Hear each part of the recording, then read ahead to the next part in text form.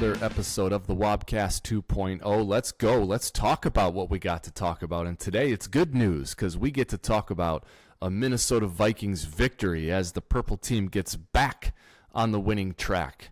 They capture their second win of the season.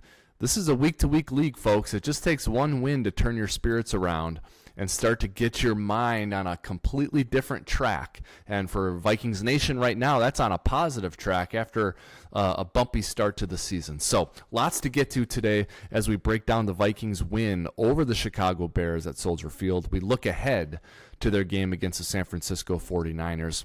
Going to break all of that down and much more. To help me do that, as usual, is my partner and co-host, Gyles. Hey, buddy, how's it going? Hey, happy Wednesday. One step closer to the best day of the week. Monday's almost here, as I always say. Man, what a game on Sunday. That was good and bad in a lot of ways, but I'm glad we pulled out with a W. Yes. Because at the end of the day, we got to play the Niners on this upcoming Monday morning, or Monday afternoon, rather. And that's going to be a tough game, injuries included. That's a team that can really punch you in the mouth, and I think we need to find a way to be able to do the same back. Agreed with you, and it'll be fun to break that down and to interstitch some season-long stats and trends while doing so. And I know you're chock full of those today, Gyles, so I'm looking forward to introducing that part of the content on the show today. We'll get to that later on. We'll also discuss a path to making the playoffs for the Minnesota Vikings despite that significant stumble out of the starting gate. We'll take a look at the bottom and top 5 PFF performers from the win at Soldier Field. And we'll talk some injuries and lots more to get to. But first, let's dig down a little bit deeper, Gyles, into that victory over the Chicago Bears as the Vikings make it, I believe, 4 wins in a row at Soldier Field. 19-13 winners in a game where the offense was, fair to say, stagnant and uninspiring, but the defense was just the opposite.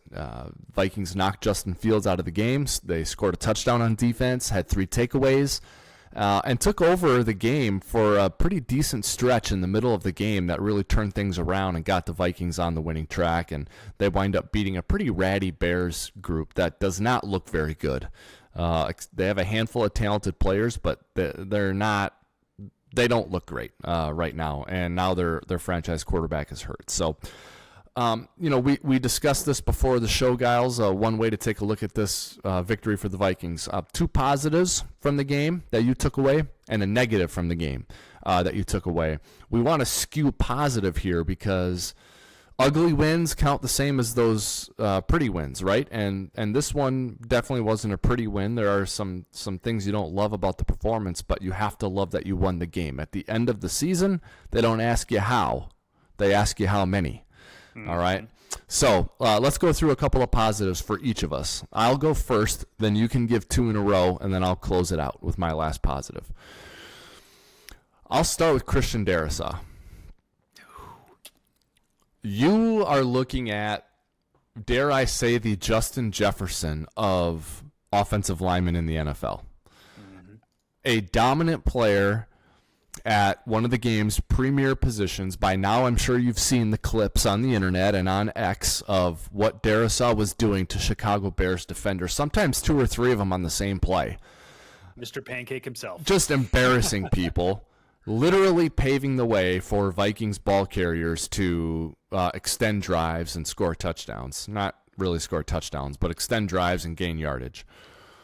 He's the offensive equivalent of a shutdown corner, where a Darrelle Revis can just shut down one receiver from the other team's offense. Xavier Rhodes can take Odell Beckham Jr. out of a game. It allows play callers and play designers more flexibility to do creative things with other players. It makes the opposing pass rush a little more one-dimensional and a little more predictable. He's just a dominant player, and he dominated on Sunday at Soldier Field, and it was a big reason why the Vikings were able to avoid some catastrophes on offense and not spoil what was a very good defensive performance. So kudos to Christian Darrisaw. We're going to talk PFF later in the show, Gyles, and I am sure Christian Darrisaw will be a subtopic within that topic of the show. What a performance. Yeah, my goodness. He is exactly what you said. He is the Justin Jefferson equivalent on our team. He is a phenomenal force. He's actually, in my opinion, the best tackle in the league. Full stop, both left and right. And we're playing Trent Williams this weekend, with all due respect to him, who I know you've always been a big fan of, and you tried to find ways for the Vikings to acquire Trent Williams. They never ended up doing so, obviously, and maybe it ends up being an okay thing because Darisaw likely will be playing far past when Trent Williams is done. So 100%. I think that's what gives Darisaw the edge over Williams, in my opinion, is his age and more importantly, his contract. He's on a rookie scale contract currently. So both are phenomenal players. If you could have both on your team, you're doing just fine. But Darisaw is obviously a cornerstone of this offense. And I'm glad you started with offensive line because that was one of the things that I liked as well. Beyond the entire offensive line performance across the board, Mr. Garrett Bradbury, what a stud. He came in and absolutely balled out on Sunday. He ended the day in a very positive fashion. He played every single snap, and all the areas in which we were concerned about him going into last season, he is completely fixed. I know we were concerned about him being a pass blocker and his ability to actually protect the quarterback. He actually was the second highest ranked pass blocker on the team on Sunday. He just did phenomenally. So Garrett Bradbury across the board is phenomenal. If he can continue this performance, I think he has a place in the Ring of Honor for the Vikings because this is going to be what saves this season if he can continue this performance, because interior pressure is one of the worst, especially for Kirk Cousins. And if he can continue this type of performance, we're going to have a much more high likely route to scoring some wins this season. Another Rick Spielman, Mike Zimmer contributor. Funny. Exactly. Yep. Finally earning his first-round status. Yep. I mean, a lot of the players who are holding this thing together right now came from the previous regime. Just saying. I'm not saying. I'm just saying. Okay. I will not digress. I will not go down that path. All right. So Bradbury's your first positive. / offensive line dovetailing off Darisaw, which was my first one. Okay. How about your second one? Second one is kind of unlikely. You may not have recognized this at face value during the game, but Andrew Booth Jr. played 26 snaps, which I believe is a career high for him in a game, and ended the day at a 67.9, which I believe is his highest PFF graded game so far in his career. He actually performed pretty well. And I think a lot of fans and even people inside TCO Performance Studio had written off Andrew Booth Jr., that he was washed and he could not make it onto the field. But they found a way to get him in the game plan, and he actually did very well. Although he wasn't in the top 5, I'll give you a little bit of a hint there. He was in the top 10. And although 67.9 isn't show-stopping phenomenal, it's not the train wreck that he has been thus far. Okay. That's... Andrew Booth being good and contributing is very good for the Vikings defense, right? And what I mean by that is, I'm trying to think of the Vikings didn't really sign a player like this past offseason that I can think of. But let's say they re-signed Patrick Peterson and he was on the team this year and he graded out, through the first 6 games to be a 74.5. Mm-hmm. That'd be like, well, that's great. That's helping us win games right now. But that's not a harbinger for great things, because he's only going to be here for another year or 2 at the most. And as it turns out, he's not even here anymore.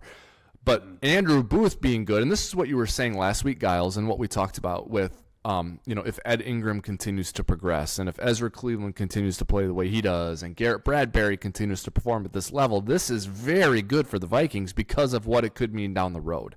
Mm-hmm. It's much different when a player like Andrew Booth does this compared to if Harrison Smith played out of his mind and graded at a 90 for the next 4 games. That helps you for the next month, but that doesn't help you for the next 3 years. Andrew Booth being good and playing this way potentially helps the Vikings for a few years down the road. 100%. Team control. Yep. So, all right, great. I will go to my second standout, and I'm going to stick on defense. It was the fact that the Vikings defense scored a touchdown. And really their overall performance and the brand of football that they displayed for like an hour of real time on Sunday. And this happened late first half into early second half. If you remember, it was 6-6 late in the first half. Vikings had the ball, sack, fumble, Chicago recovers. 3 plays later, on the first play after the 2-minute warning, I believe it was, the Jordan Hicks interception. On a play where the Bears are nearing the red zone and perhaps going to take a lead going into halftime because the game is tied 6-6. You get a Jordan Hicks interception. Vikings drive and score a touchdown late in the first half, take a 12-6 lead. That was a big enough game-changing sequence on its own, but then an even bigger moment came early or midway through the third quarter when Jordan Hicks picked up a fumble that was forced by Josh Metellus, and the defense scores. And at that moment, with Justin Fields out, with the way the game was going, with how the Vikings defense was playing, I know it ended up being 19-13, Gyles, but that Jordan Hicks touchdown was, I mean, that to me, in my mind, as I'm watching the game, wondering about the outcome, and it's hanging in the balance, when 58's running down the sideline to score a defensive touchdown, I'm saying Chicago will not overcome this. No, this is it's cemented your win. Yeah, it's an insurmountable deficit for Chicago as they are constructed right now to overcome that, and that turned out to be the case. So Metellus and Jordan Hicks combined for the play of the game, in my view, and a play and a touchdown and a defensive score that sealed the victory. Yeah, exactly. So honestly, I think there's a lot of other things that you can really like. There's some things that maybe are there to dislike, which we can definitely get into. But I think there's definitely bones for our team to be able to improve upon here, because I think our team has all the right players to be more situationally aware to take advantage of those type of plays and score more defensive touchdowns. I just think we haven't been playing that way thus far this season. So I'm excited to see if we can take advantage of this momentum. Agreed. Now, the thing I didn't love, and I'm not going to get too hard on this point because Justin Jefferson is not playing, obviously, and quite frankly, I don't think anyone really knows when he's going to be back, and I am not one to question a player, especially a player who I've never met, and I've never met Justin Jefferson because I left before he arrived. I don't want to question their competitive integrity and their competitive desire. But I think that there is some kind of correlation between Jefferson's urgency to come back and the Vikings win total. Like that's a line and a graph and a relationship that has correlation to it. Yep. So I'm not going to be too hard on the offense here, but I have to say that was not an inspiring output in their first, real test without Justin Jefferson. I did not like what I saw. I know it's against the defense that's got some players. I know it's on the road and it's Soldier Field, but that was not great, and it's not getting any easier on Monday night. I could not agree more. You're playing one of the best, most complete teams in the NFL, even with injury. That will be the toughest test on the schedule, in my opinion, period. Yep. And I think you're absolutely correct in the fact that the offense, they sputtered. They did not perform in the way that I think they should have, considering the type of talent they have on the roster. I think there was schematic issues of how we attacked the football. I think there was problems with who we put in when. I think there was problems with actual player performance. I think TJ Hawkinson has kind of developed a little bit of a drops issue this year, and I think he hasn't lived up to his potential in certain big plays. He's been a good blocker, and I don't want to discount him that he's been a bad tight end, but I think considering his pay, there's areas that I think he has fumbled figuratively that I think we need to have him correct, because he has been our wide receiver too of sorts. And I mean that in a target sense, not necessarily a reception sense. And I think he needs to be able to step up a little bit more and create more separation for us to be able to actually be productive with and without Justin Jefferson, because I think Jordan Addison is a pretty good wide receiver, but is tough when he's on the field and we're going to run a run play. Not a good run blocker, and I think teams are able to figure things out. So all that to say, we need to do a better job schematically figuring out who to put on the field when to be able to be more unpredictable, because I think that's been part of this. Now, I also think that we need to have a little bit of a better pace to games. I think we're too slow and we lack urgency on the field. I know you talked about urgency in a macro sense. I also think that we lack urgency on the field. And when it comes to plays developing, or I think we're way too slow. I think there's some things that need to be fixed for us to be able to actually get back into a win column in a much more solidified sense. Okay. I don't disagree. Drop passes, an issue. No punch in the running game, an issue. Offensive line, a little bit of the saving grace here, I think. Yep. The other thing I'll say, and I don't know that we need to get into this if you don't really have any input or data on it, but isn't it interesting the inverse relationship between big Kirk Cousins box scores and Vikings wins. Mm-hmm. Isn't that weird? It's weird how that goes. Yep. Yeah. When he performs great, things go a little sideways. Now, I think some people would like to look at that and say that those are garbage points built up. Yeah.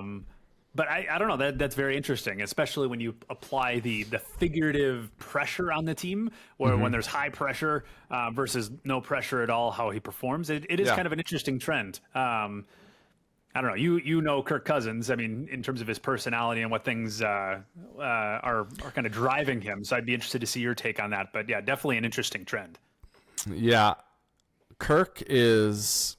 I mean, he's teacher's pet. He's a student. He's a computer, a machine. He's not unemotional and unapproachable and impersonable.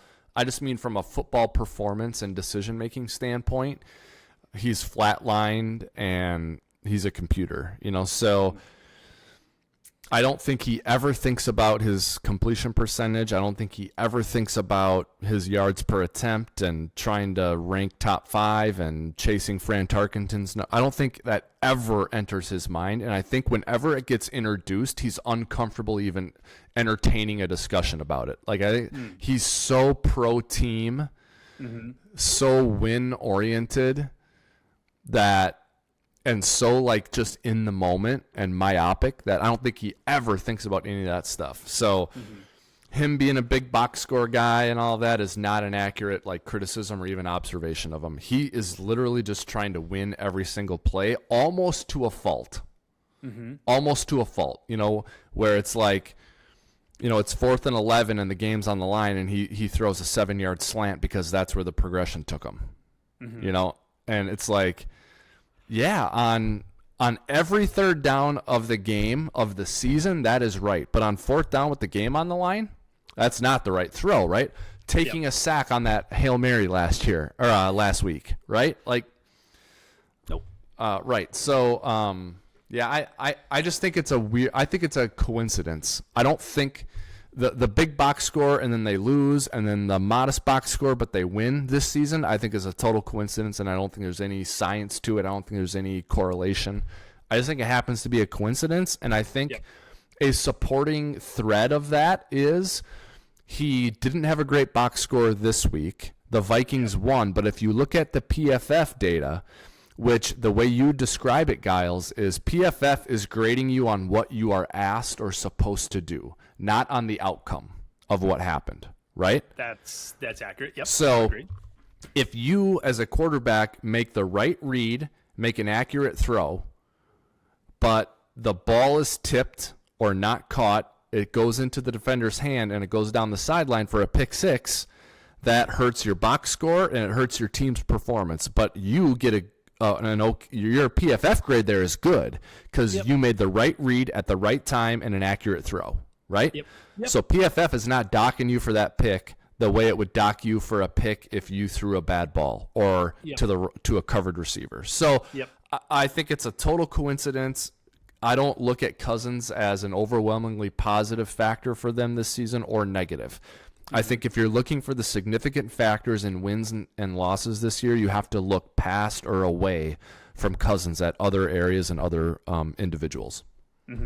I completely agree. I think it's far more on the minor level mistakes plaguing the entire team, which, I mean, you've been in NFL locker rooms knowing how teams combat that. I'd be interested to see. But outside of that, I think our team is actually doing well. We always put our foot in our mouths and we trip over ourselves. It is becoming kind of laughable at this point how consistent they are with it game over game over game. They lead the league in turnovers lost offensively, by a pretty wide margin at that. So considering the fact that they are that far in the hole, so to speak, from a turnover standpoint, and they still lead the league in so many other offensive categories, and that we actually are not winless, is actually a true testament to our team, in my opinion. Call me a homer that I'm just trying to look for things, but outside of turnovers, they're still a pretty good team. Now, I think the rushing game is something we'll have to get into, but outside of that, in the passing game, we're We're in an interesting category.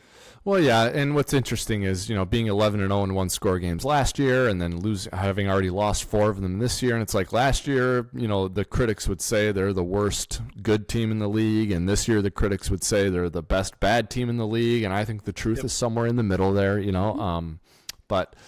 And I know you're going to didn't have turnovers. I know, certainly not to this extent. I know we're going to get into some sort of season-long trends and data here in a little bit. But before we do that, let's get to one of the segments we always like to get to here as we look back on the last performance, and that's the PFF top and bottom 5. As we play the fun game of trying to take a guess and a stab at who was in there. So let's start on offense, Gyles, and we won't. Let's not really dwell on the negatives there on offense. We can get to some of the negatives on defense if you want. But from a positive standpoint on offense, I think there are 3 no-brainers, like no duh, that are in there, and that's Darisaw, Bradbury, and Oliver.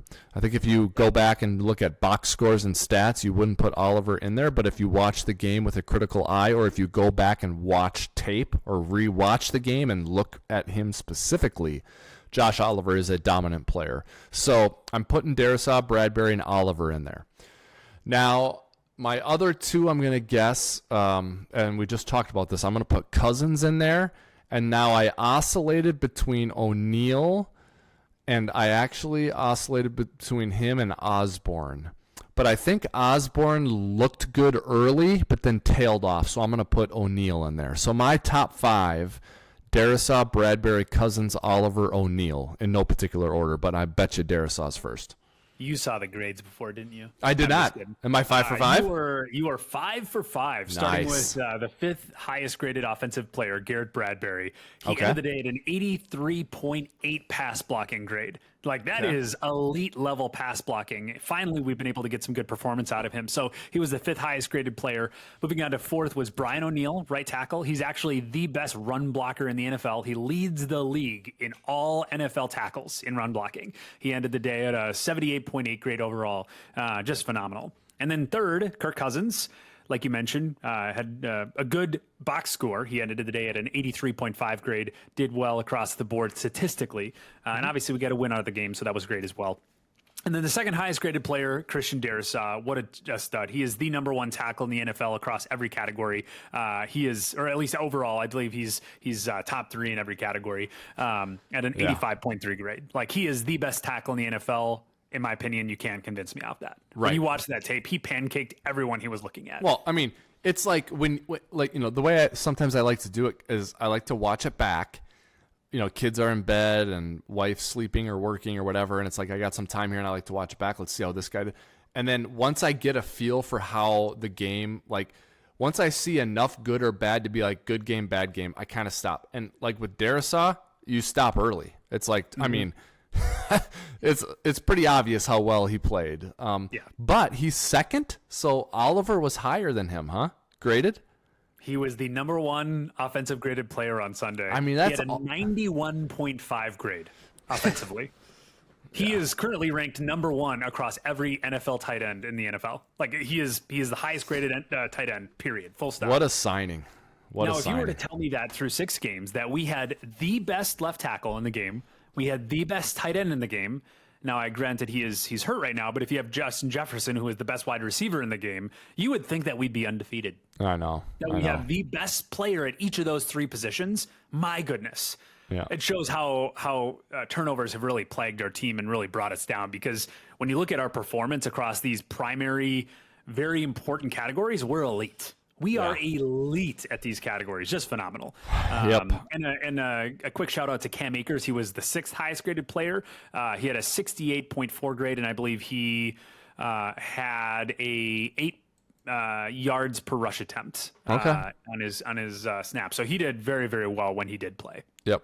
All right. Let's very quickly go through maybe some ones who weren't so hot, and we want to see him be better this week against the Niners. I actually kind of struggled to figure this one out. I went with Hawkinson and Madison are in there. Yep.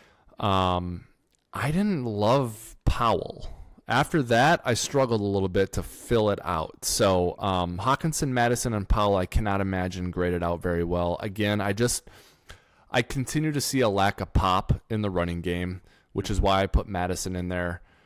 I thought Powell had some trouble with his footing, and like Madison, he struggles to break tackles. When he's contacted, he goes down, which is the same as for Madison, which is so contrary to Madison's college tape. I remember when we drafted him, I was still with the team. I'm like, this guy, you got to bring a cavalry to bring this guy down. And Madison doesn't break tackles ever anymore. So I got Madison and Powell in there, and I don't want to be too down on Hawkinson, but I am just so thumbs down on Hawkinson this season. It's a bummer. He looks to be a great guy. He's at the Wild games all the time. People like to be around him. I've got friends still with the team who love him and to say he's great, but I don't think he impacts games. Yep. So. Yeah, TJ Hawkinson was just outside the bottom 5. He ended the day at a 56.8 grade. Did well in the pass blocking game, but everything other than that, he struggled. Okay. So definitely hope we can turn that around, because not only his price tag, but also his importance to our game and winning those games is so big. So we really need him to turn things around. But the bottom 3, you got Ed Ingram coming in at the bottom 3. Oh, really? Unfortunately, he reverted back to the norm. He had a 54.8 grade. He struggled across the board again. Obviously there's an Ezra Cleveland injury looming. It's not completely confirmed on whether he's going to play against the Niners or not. My wonder is, if Ezra Cleveland does play, do they put in Dalton Reisner at right guard? Because when he did play, Dalton Reisner had a 78.4 pass blocking grade right out the gate. Like, having not played NFL ball in a little while, he came in and was an absolute stud in the pass blocking game. So there's a chance that maybe he replaces Ed Ingram. But Ed Ingram did come in at the bottom 3rd. The second to the worst was Alexander Madison. He had, I believe, 19 rush attempts and did very, very poorly. He was averaging like 2.2 yards per carry or something. Yeah. I think it's time that we need to switch those reps to go to Cam Akers, because Cam Akers is significantly better in the pass blocking game and is averaging a higher yards per rush attempt. So I'm hoping that Cam Akers can maybe switch that around, even considering that the pay they're throwing towards Alexander Madison. Also, Madison drops passes. I mean, yes, absolutely, and Akers is much better at that in the receiving game. So I'm really hoping that switches around. I think that's actually one of our keys to victory against the 49ers, in my opinion. Okay. Yep. And then coming in at the worst was Brandon Powell. He did not do well for all the reasons you mentioned. Yeah, and I don't want to dock a guy too much for losing their footing, but I just don't. I like Powell as a player, but I didn't like him in the Bears game. It just wasn't a good go for him there. All right, defensively. My guesses are Metellus, Hicks, Murphy, Hunter,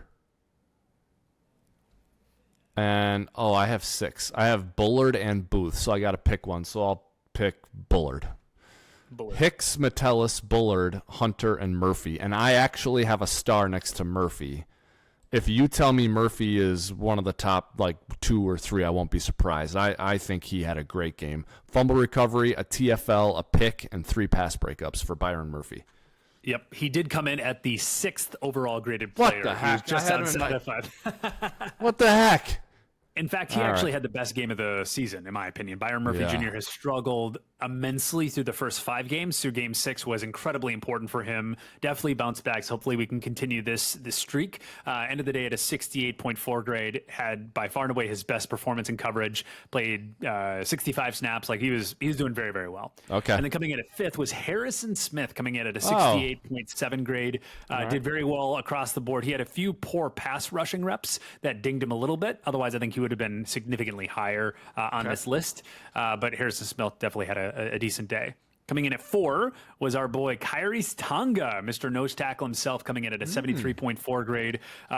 This guy has been very well whenever given significant reps, so I'm really hoping that they continue that on. Now, I will say the Bears offensive line was a little dinged, so I think there's a chance that maybe inflates the look of our defensive line for this game. So just calling that out, but hopefully we can continue that against the 49ers. Okay. And then coming in at number 3 is our boy Josh Metellus. Yeah. Coming in at a 74.4 grade. Yep. Do you know that Josh Metellus leads all NFL safeties in pressures, QB hits, and QB hurries? He is number 1 in all 3 of those categories as a safety. Nice. Well, just phenomenal. Yep, he had a sack, forced fumble in this game, which was a very impactful play. Yep, exactly. 4 pressures, just balling out. He's exactly what we want, and we're not having to pay him a ton. So really, really excited about him in our safety room. Yeah. And then for the second week in a row, coming in at number 2 is DJ Wanham, coming in at a 74.5 grade. Did very, very well outside of 2 coverage snaps that didn't go so well for him. He was a lead in every other category. So definitely love DJ Wanham, especially considering Marcus Davenport. Obviously, he got hurt. I'm expecting 4 to 6 weeks, unfortunately, with that injury. So hopefully DJ Wanham can continue on that performance to have another pressure on the other edge from Danielle Hunter. And coming at number 1, Jonathan Bullard at a 76.3 grade. Had some pretty decent games for the last few weeks. Now, I will say, like I said before, that the offensive line for the Bears has been a little ding, so the interior looked a little bit better than maybe historical. So I don't want to be a Debbie Downer. Maybe this will continue on, but I do think that they had a little bit of an easier opponent come last week. Okay. Now, I got to tell you, man, these PFF guys, I mean, they know football. That's for sure. But they left my guy Jordan Hicks out, man. He had 10 tackles, he had a pick, and he took one to the crib for a score. And he's so right there. It sounds like I'm being critical of PFF, but I'm really just joking. I get but that's proof positive that those guys at PFF are putting the work in. Yep. You know, you can tell they're not just looking at box scores and putting grades up on the screen. I mean, because Jordan Hicks and Byron Murphy completely filled up the stat sheet, got a ton of camera time, and made plays in big moments, but neither of them were in the top 5. Yep. Crazy.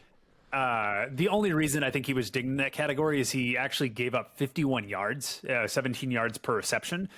He had 2 missed tackles, and I think those big plays really dinged him. Otherwise, He had elite performance in all the other categories. All right, whatever.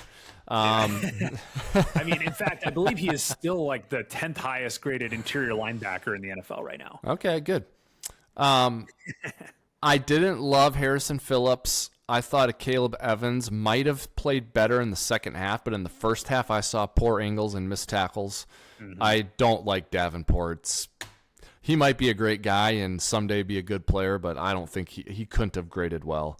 So Phillips, Evans, and Davenport were on my thumbs down list, but that's all. I know there's 2 more that we want to get to. Also, Danielle Hunter, I thought he played well. Was he wasn't in the close to the top 5, huh? Going back to the positive side of things, he had a sack. Yeah, you're right. He had actually 2 sacks. Yeah, 2 sacks. Yep. And that's where I've been really struggling to identify PFF's angle on this, because they poorly graded him across the board throughout the 6 weeks that we have played, because he was in the bottom 5. He was the 5th worst graded player on Sunday. Now, he did have 2 coverage snaps that ended very poorly, so I think that dinged him a little bit, considering that he's an outside linebacker and not a defensive end in terms of actual descriptor. But at the end of the day, he had 4 pressures, 2 sacks. I mean, he did well in tackling, did well in pass rush coverage is where it was an issue. And then he had, I believe, maybe 5 or 6 bad run defense plays that really dinged him. I think he's been good in pass rush, but run defense has really been a struggle for him this year. So I think that's maybe where you're getting at. And then coming in at the 4th worst graded player was Harrison Phillips, like you mentioned. He had a 59.0 grade. Good in tackling, struggled in every other category, not getting a lot of interior push from Harrison. And then Brian Asamoah coming in at the 3rd worst. He did have a 55.5 grade. He missed almost every tackle, unfortunately. He was the worst graded tackler on the team, I believe. And then coming in at the 2nd worst was Cam Bynum.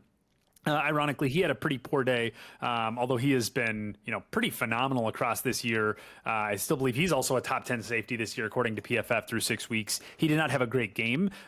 He gave up 30 yards, 10 yards per reception. There was 3 receptions that really dinged him. And then coming in at the worst graded player was Marcus Davenport. He had a 35.7 grade. Obviously, his injury was not helpful there.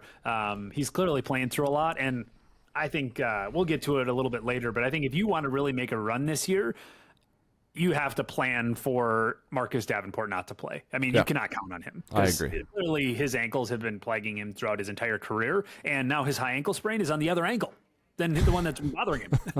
So that's going to be a problem. Man, it's too bad. And it's happening because of injury primarily for him. The athleticism and explosiveness is there, but he gets hurt, and then you throw in a couple of bad snaps every now and then from him, and just don't love it. Didn't like the signing at all when it happened, and it's not panning out. It's not going to pan out. There are other players who are better. So all is not lost. The Vikings can recover from this, but this is one of those where the Josh Oliver signing was just tremendous. The Marcus Davenport signing is horrendous, unfortunately. So did a Caleb Evans grade out okay then? Because I didn't love at all what I saw early on. I thought there were some poor angles and missed tackles early for him, but maybe he recovered. Yeah, he did grade out at a 60.1 grade. He did well in run defense, but did very poorly in coverage. So he definitely had a struggle bus of a game, considering he was our starting right cornerback. Mekhi Blackman also only played one snap. So when you think about our two rookie safety or cornerbacks, kind of an issue. Yeah. So hopefully that can bounce back against the Niners. Okay. We are going to preview the San Francisco 49ers in a minute. But first, Gyles, I know you've got some stuff that you wanted to get to with sort of season to date rankings and trends from a data-driven perspective that we want to sort of hit on, and we'll sprinkle in our observations of the games and of the performance, but we want to take a look at some of the numbers too. Yeah, absolutely. And I looked up a bunch of different stats to look at what was working, what's not throughout 6 weeks, because got into the office on Monday morning, and a lot of people around the office were talking about the game, and most people were disappointed, even though we did come out with a W, saying like, it's clearly time to throw in the towel. We look like trash, and a whole slew of other adjectives around the Vikings. And I think our team is usually pretty positive, and so I set out to try to figure out, like, are they accurate or are they not? Like, when I think about the Minnesota Vikings through 6 weeks, we're currently 15th in yards, 15th in points, but we're 6th in yards per play. Okay, so out of all NFL teams, we're the 6th best at getting the most amount of yards per play, which means if we're 6th or 15th in points and 15th in yards, we're simply not getting the ball as much as the other teams, which is kind of a schematic gameplay scenario, which we'll get into the defense here in a second. We're 5th in touchdowns still. We're getting the 5th most amount of touchdowns than any other team in the NFL. Although we're 15th in points, we're 5th in touchdowns, which means we are 30th in field goals, which means we're really going for it a lot. Instead of going for a field goal, we're going to try to go to a touchdown, and then we give the ball away, right? Or we end in a turnover, right? So that's another issue that's plaguing the Vikings. Yep. We are currently 1st in the most turnovers lost. And when you look at half the league, our number of turnovers is over double half the league, like in terms of turnovers. So we have significantly more turnovers than any other team in the NFL. Wow. So it's something to keep in mind when evaluating this team. That's not meant to say give it back, but we've said it before and I'll say it again. It is still a major issue for the Vikings that they have to fix if they ever expect to turn this season around. And then receiving, we're still 1st in passes completed. We're 3rd in passing yards. We're 2nd in passing touchdowns. We're 10th in yards per pass attempt. Okay, which means we're not the best team at really cranking it down the field. We're kind of chunk playing it down the field, we're methodically going down the field. So that's definitely something to keep in mind. The part that I think is the real issue with our offense is that we are 32nd in rushing attempts. Now, I know I've talked about over-establishing the run in certain contexts, but I do think we need to find a better way to have a better equilibrium because, once again, we're 32nd in rushing attempps. We're 27th in rushing yards. We're 20th in yards per rush attempt, and we are 32nd in rushing touchdowns. Now, I'm a big Alexander Madison fan personally. He's a good guy, but I think we need to make a switch up and put Cam Akers at RB1 because he's clearly a better option here. Whether he is elite or not, that's a different story, but we need to be able to improve our ratio when it comes to run and pass because I think we are becoming far too predictable, and that is stopping our offensive firepower from actually reaching their true potential. I mean, you're right, Gyles. And the thing I would say to it, like if we were in a Vikings team meeting on a Monday morning talking about what we're going to do from a personnel and coaching standpoint, what I would say is, what is the downside? So just the running game, it needs to be more impactful. Okay, sounds good. That's the goal. What is the downside to swapping out Madison for Akers? I mean, it's not going to get worse. Right? I mean, it's already 0. The run game is 0. It's a 0. You don't even worry about it or factor it in to preparing for this team. Do you? Do you think it's the paycheck? I don't know, man. Like, I mean, his pay, like that happens to people. Group. Yeah. I don't know. That happens to people. And I don't know if that's a coincidence or what. It's like, you're right, he's a good guy, and you turn on his college tape, man, you're looking at a guy who looks like he's running for his lunch. I mean, it looks like if he doesn't break tackles, he ain't going to get fed. And now he can't catch and he can't break a tackle. It's so perplexing, but Yep. it needs to be figured out. I wouldn't give up on him. I'd work with him and develop him, and he'd be a practice. You'd use him in practice and drill him and all that. But I mean, when it comes to games, man, I'm putting Akers in there for sure. I think if we're going to go up against the Niners on Monday night, we have to do that, because I also did a breakdown of the personnel groupings and the percentage of snaps applied to each of those personnel groupings. And the Vikings in 2023 so far have played 11 personnel 52% of the time, which I believe is 15th in the league in terms of the most amount of usage on 11 personnel on first down. Yeah. We use 12 personnel 23% of the time, 13 personnel 6% of the time, and 21 personnel 14% of the time. Now, when you contrast that with the 49ers only use 11 personnel 26% of the time. Mm-hmm. They use 12 personnel, ironically, 12% of the time this year, which I think is an adjustment. And they use 21 personnel 50% of the time. So the 49ers, they're using 21 personnel the way that we use 11 personnel. And I mean, you tell me if I've been too over analytical about this, but I've really seen the Vikings as trying to mimic the 49ers in their style of play, and they are not matching that right now. The 49ers have shifted to be far more 21 personnel focused, which ironically we have the personnel for. We have elite personnel to be able to run 21 personnel. We just don't run it anymore. But if you did that, Gyles, if you ran 21 personnel with the Vikings roster, your tight end has to be Oliver. Oh, yes. I think so. Yeah. And I think he has the chops to be the receiving part of it too when you're running different plays out of 21. So that means Hawkinson's snap count goes down significantly. If you're going to feature 21, Hawkinson's snaps go down. And who are the two backs? Ham? Is Ham one of them for you? Yeah. Oh, yeah. 100%. Okay. Yep. It's Ham and Akers. And then Akers. And now you become a team that's got a shot to move the ball on the ground, control the ball, control the clock, protect Cousins. Mm-hmm. I can see this. Okay. But it's the paycheck that I think that is maybe preventing them, because they just paid TJ all that money. They don't want to show the ownership group that, we misspent that. I mean, you tell me if I'm looking at that incorrectly, but I feel like their paychecks are far more dictating snap counts than performance. The problem, though, Gyles, the problem is the owners are going to care about the paycheck in that regard when your record is 2-4. But if you go 4-2 over the next 6 games, Hawkinson plays 15% of the snaps while you go 4-2. Yep. Ain't Mark Wilf looking at Hawkinson's paycheck? He's looking at the fact that you won 4 out of 6 games. Yeah, that's right. And you could have, Bozo the Clown in there playing tight end, and if you're 4-2 over your next 6 games, you're good. You know what I'm saying? Yep. I think the 21 personnel thing's a cool idea. Because obviously we signed CJ Ham, so obviously he's loved and he's a great fullback. I mean, one of the best in the league, if not the best fullback in the league. I think he's better than Uchek from the 49ers, if I'm being completely honest. Really? I mean, You can call me on it. Like, I'd be willing to have that discussion, but I think at face value, I think I pick CJ Ham every time. And I think that's obviously going to increase your yards per rush attempt. And if you can run and pass equally from 21 personnel, I think that really presents a pretty dynamic, hard to guess offense. Because at the end of the day, what you're doing right now isn't working.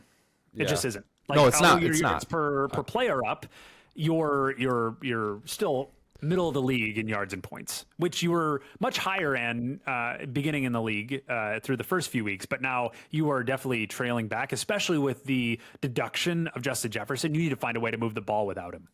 Are we equipped on the interior to do this? Because I think a part of being a 21 personnel team is you are a bully up front. Yep. Now Bradbury's playing better. Mm-hmm. If Cleveland's healthy, I think he can do it. I don't know about the right guard situation. Although I don't love Ed Ingram, I don't know if Dalton Reisner is that much better at run blocking, unfortunately. But if you had to list out the top 5 teams in run blocking this year, who do you think they are? Just throw a wild guess in terms of teams. Baltimore. They're 12th. Okay, not great.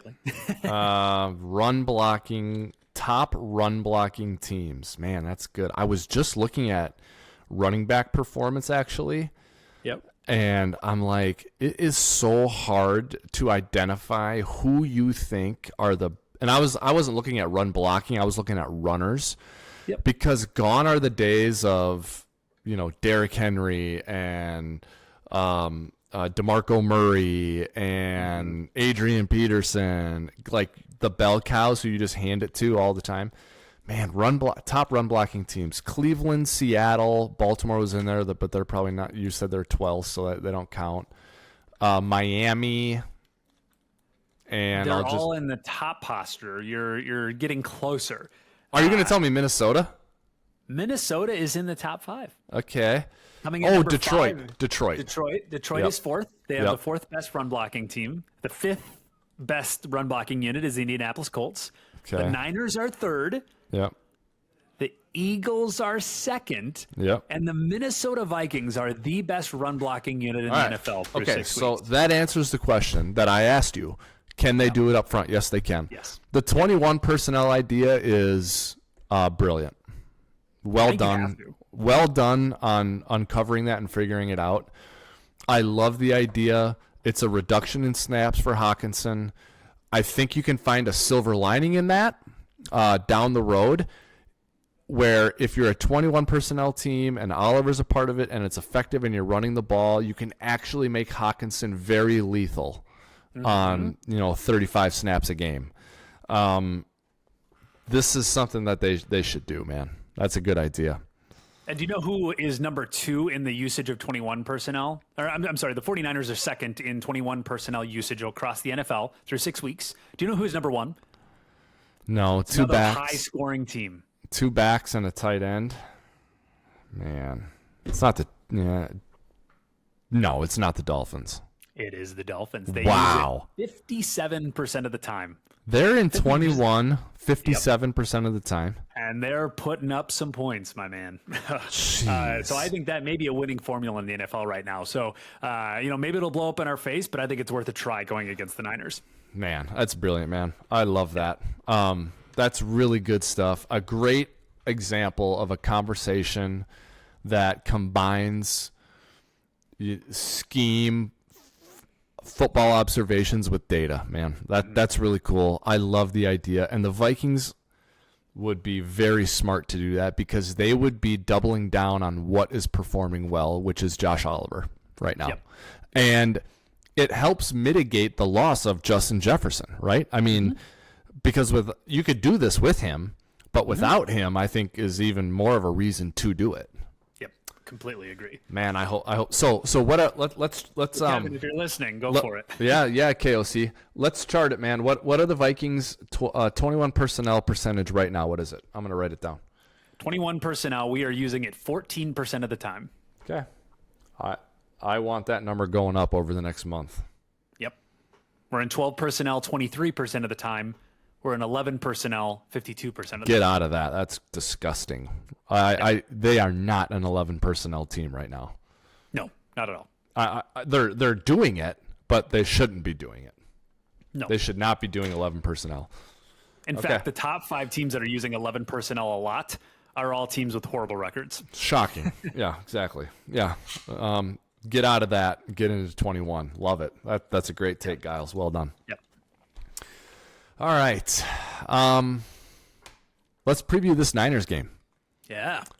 Last game on the slate this week, Gyles. It is the 5-1 San Francisco 49ers traveling this weekend to Minnesota and to U.S. Bank Stadium to take on the Minnesota Vikings. Now, the Niners come off a tough loss in Cleveland last week where their kicker missed a chip shot game-winning field goal, and they lose to the Browns. The Vikings are 2-4, but they're coming off a win on the road at Soldier Field. And these teams will meet at U.S. Bank Stadium on Monday night. Kickoff slated for 7:15 p.m. Central Time on ABC and ESPN. The 49ers, Gyles, are installed as 7-point favorites, and the total is 44. Definitely a game nearly everyone who follows the league and the Vikings penciled in as a loss preseason, right? 49ers, one of the best teams in the league, not just in the NFC, but in the league. They played in the NFC title game a year ago.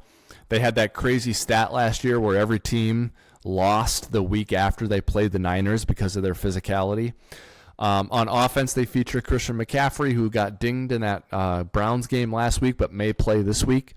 They have a quarterback in Brock Purdy, who is a great distributor of the football, rarely makes bad mistakes, although he made some last week. But for the balance of his short career so far, he's been a very, very smart player who rarely makes mistakes, can do anything Kyle Shanahan asks of the position. They have George Kittle, Deebo Samuel, and Brandon Ayuk to complement McCaffrey on offense. Great offensive line led by Trent Williams, who we talked about earlier in the show. On defense, Nick Bosa, Eric Armstead, and Javon Hargrave up front. The Niners got Javon Hargrave from the Eagles. He was a star player for the Eagles, an unheralded but key player for the Eagles last year.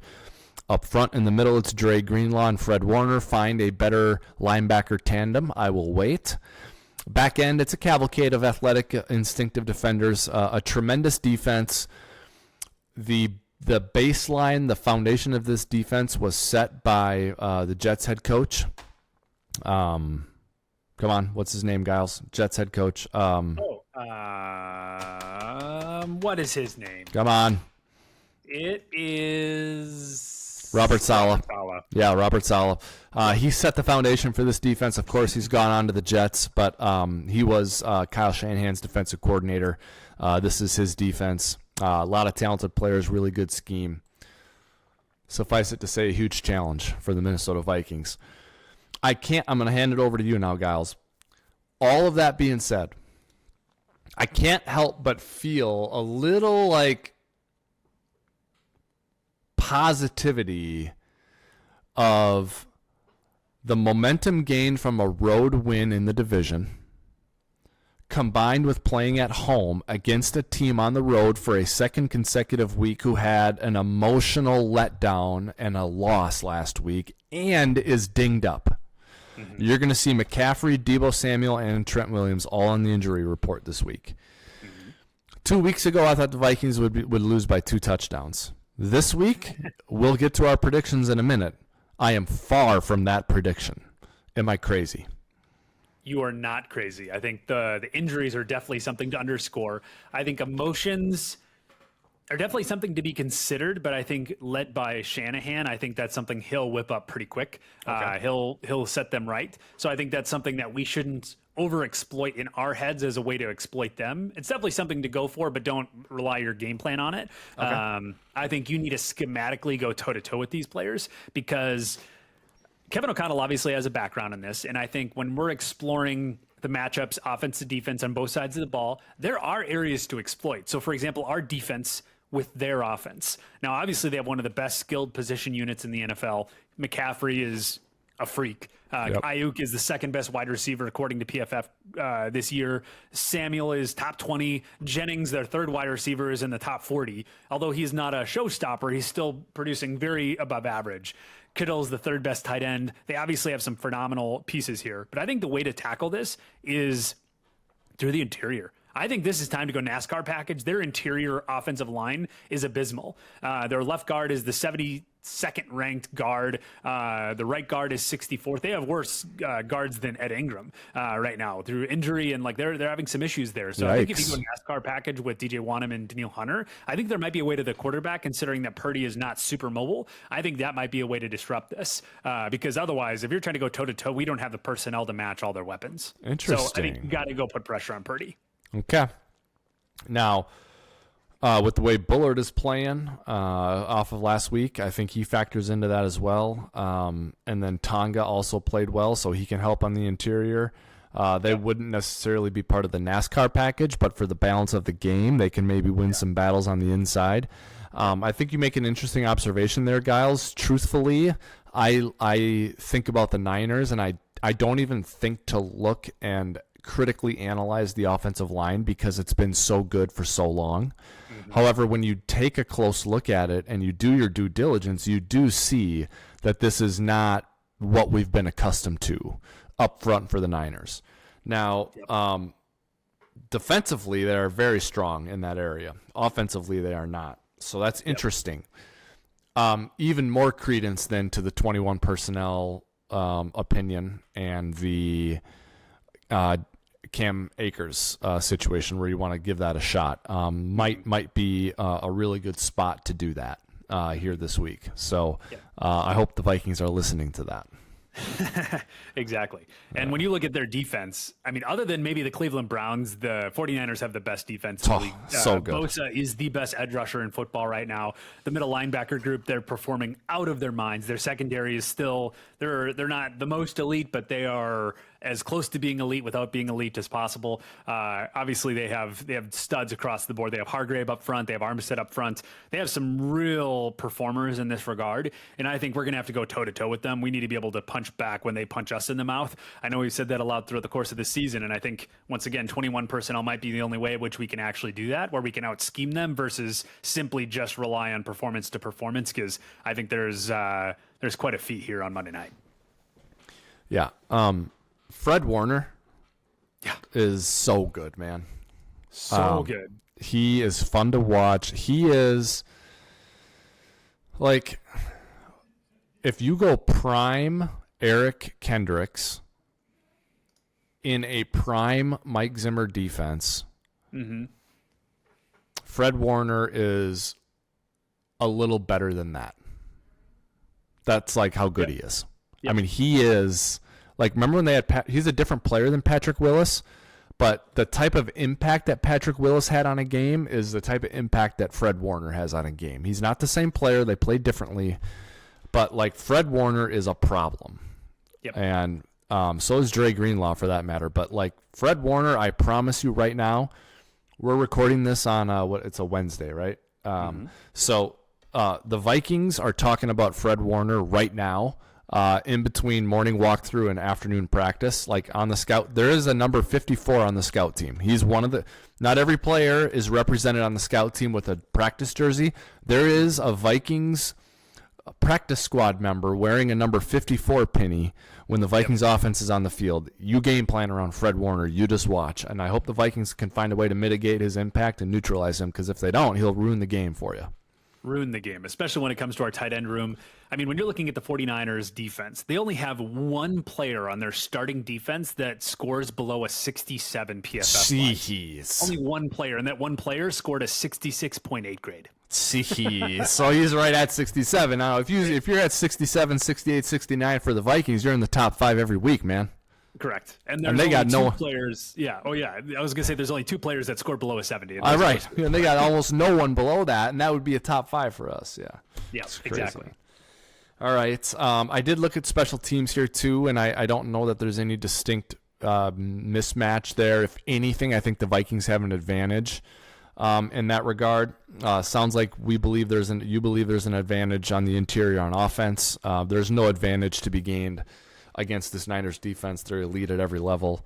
The inclusion of McCaffrey, Debo, and Trent Williams is important here. What's your expectation? I'll go first. I expect Williams to play and McCaffrey to play. I'm not sure about Debo. Honestly, I think they're all going to play. Yeah. Because I think after coming off a loss, I think that team recognizes how important this year is, where they're still in a Super Bowl window and they need the best record possible. They need to go get the 1 seed, and I think they all recognize what this game means to them. Good point. The Vikings aren't a pushover team. Although they have a horrible record, they're not a pushover team, and I think they're going to force those guys to be on the field. Yeah, you're right. The Vikings are 2-4, but they're not a team you overlook, probably, right? Especially having won on the road last week. Shanahan's respect for KOC certainly a factor there. So yeah, I don't think that the Niners will overlook this. I think that maybe Debo plays, but Trent Williams will play. And McCaffrey's thing is like a rib oblique situation. So I think his snaps will be limited, either because they'll have him on a pitch count or because he'll be taking hits and he'll need a breather from it. Yep. But yeah, they're out there, man. And look, the Niners were on the road in the title game last year. And as someone who's been inside the ropes for Vikings teams that were on the road in title games twice, you talk about that afterwards. And you come back the next year and you're like, God, if we had that game in our backyard. If we had that title game, if we would have played the Saints at home, it would have been different. If we would have played the Eagles at home, it would have been different. You talk about that. So you're right. The Niners are definitely talking about the importance of the 1 seed, having lost the NFC Championship game in Philadelphia last year. So all hands on deck for the Niners. They will not overlook the Vikings this week. They might not beat the Vikings this week, but it won't be because they overlooked them. Let's get to the predictions, Gyles. I'll let you go first. I've got mine written down. Tell me what you're thinking is going to happen. Again, the spread is 7. Niners are favored by 7, and the total is 44. What do you got? This is not what I want to happen, but I think it's what will happen. I think this will be a 21-17 game. 49ers. Yeah. Interesting. I had a feeling we were going to be really close. I don't know if that's reversed or right side. Oh, yeah, 22-16. There we go. 22-16. We're right there with each other. Yep. Interesting. Yeah, so let's talk about that a little bit. How you think it gets there? Because what I foresee is early on it being hard to score for both teams. Like I see it being physical. I see everyone being tight, hard to score, field goals, just tough going, tough sledding for both teams. And then I think early in the third quarter, Shanahan and O'Connell, who are brilliant offensive minds, figure some things out. Mm-hmm. And that's where the points come early on. And then I think there are clutch moments in the fourth quarter where the lack of Justin Jefferson and the thumbs down nature of Hawkinson so far just really hurts the Vikings. And there are second and longs and third and mediums that they just can't convert because they don't have Jefferson out there, and they end up not being able to drive down and score that game-winning touchdown at the end of the game. That's kind of how I see it going. Yep, I completely agree. I think that's the exact formula or the script that's going to happen because both of these coaches are chess makers. They're chess players. Yeah. I think they're gonna outwit each other in a lot of categories for the first half. Now that's also not assuming turnover. That can obviously send games through a loop. But I do expect this to be low scoring through the first half, like you mentioned, and then the points coming in the second half. More importantly, in the third quarter, it'll be a little bit of back and forth, but I do think the 49ers come up victorious. Yep. I think if there's a path to victory here for the Vikings, it's, it's not turning it over and getting Brock Purdy on a game like the Browns had last week where he wasn't making accurate throws. He was feeling pressure. Now it was raining. It was cold. There's Myles Garrett. There's all sorts of things there that aren't going to be there on Monday night. But to me, if the Vikings win, it's not they outrace them and it's 31-28. It's scoring on defense. It's sacks. It's turning the ball over. It's McCaffrey out because he's hurt and he's back in, but then he's out again. And it's that sort of game. So, like I said a little while ago, I thought this was a 2-touchdown loss for the Vikings 2 weeks ago.